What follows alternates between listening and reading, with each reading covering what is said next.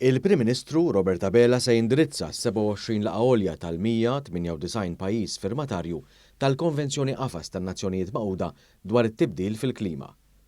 Il-laqgħa għolja magħrufa wkoll bħala l-COP 27 qed issir f'Sharm el-Sheikh l-Eġittu bil-għan li tibni fuq dak li diġà sar filwaqt li tħejji triq għal passi futuri biex tiġi affrontata l-isfida globali tat-tibdil fil-klima. Preżenti se jkun hemm delegati minn kważi 200 pajjiż, għexieren ta' mexxejja internazzjonali u mijiet minn fost l-akbar imprizi u organizzazzjonijiet mhux governattivi.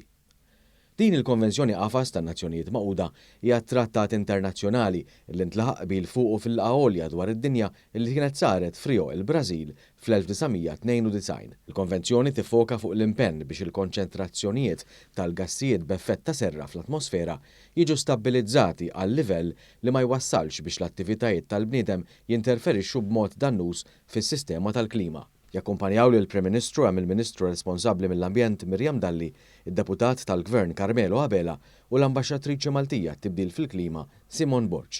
F'kummenti lil One News Simon Borġ spjegat li l-Gvern ikun ilu sena jipprepara għal din il-laqgħa għolja u tkellmet dwar l-impenn sħiħ ta' Malta fejn jidħol it-tibdil fil-klima.